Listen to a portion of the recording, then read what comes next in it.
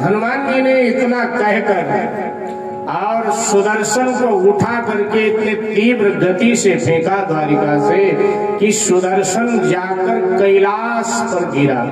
वो तो अच्छा ये हुआ कि भगवान शंकर ने उसको अपने त्रिशूल पर रोक लिया, अन्यथा कहीं पहाड़ी पर गिरता तो चकनाचूर हो जाता। भगवान शंकर ने उसकी रक्षा किया सुदर्शन चक्र की, और सुदर्शन से मुस्कुरा करके भगवान शंकर ने कहा, हनुमान जी से होड़ लगाते हो? हनुमान जी जैसा बल ओज तेज किसी में नहीं। इधर भगवान द्वारिका के राजमहल में प्रवेश कर गए। राधापति के चरण में गिरे इधर हनुमान, और दो कर राखा शीश पर श्रीपति श्री भगवान। इधर राधापति भगवान श्री कृष्ण के चरणों में श्री हनुमान जी महाराज ने अपना माथा रखा। भगवान श्री कृष्ण ने अपने दोनों वरद हस्त हनुमान के शीश पर रख दिया और कहा, हनुमान कैसे हो? हनुमान जी ने कहा, भगवान आनंद ही आनंद, कोई दुख तकलीफ तो नहीं। हनुमान जी ने कहा, दुख महाराज वहां होता है जो आपके चरणों से दूर होते हैं, जो आपका स्मरण नहीं करते, वही दुखी होते। दुख होता है उसको जग में जो इन चरणों की शरण नहीं, जो इन चरणों की शरण नहीं, जो इन चरणों की शरण नहीं। है खुशी और दुख या संकट जिस और प्रभु की शरण, जिस और प्रभु की शरण नहीं, जिस और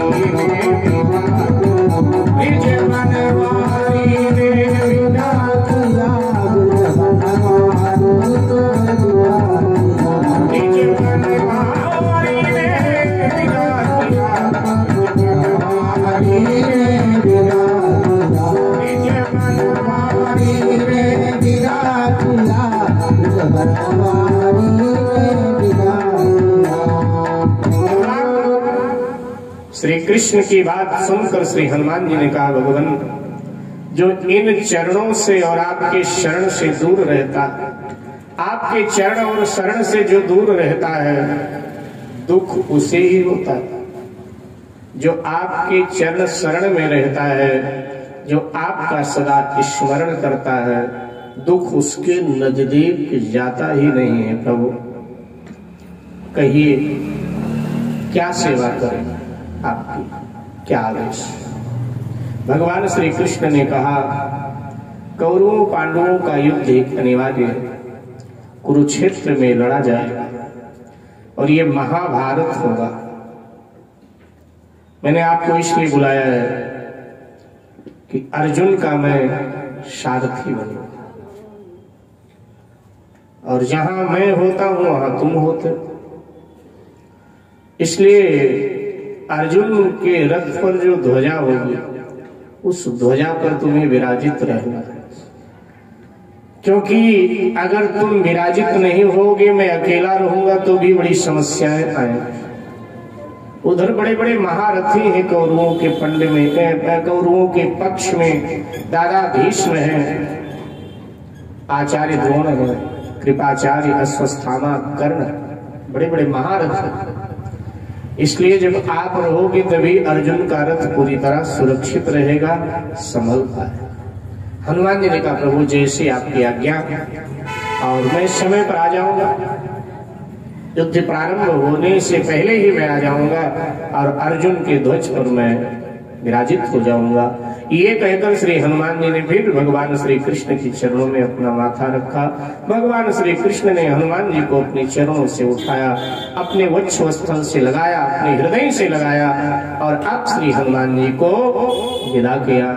हनुमान जी जा रहे हैं द्वारिका से, आए, मिले, बैठे रहे, बातचीत हुई और जा रहे हैं। और गरुड़ जी कहाँ रह गए? गरुड़ जी पहले चले थे हनुमान जी से। गरुड़ जी चले पहले थे, लेकिन पहले पहुंचा कौन? हनुमान जी। गरुड़ जी भी पहुंचे ही नहीं। जब इधर से हनुमान जी जा रहे थे तो नैमिषारण्य, गोमती गंगा का किनारा, नैमिष तीर्थ, वहां से होके हनुमान जी निकल रहे, देखा गरुड़ जी उधर से आ रहे। हनुमान जी के चलने से जो कंपन हो रहा था वायुमंडल में, उस कंपन से गरुड़ जी लड़खड़ा करके गिर पड़े, बेहोश हो।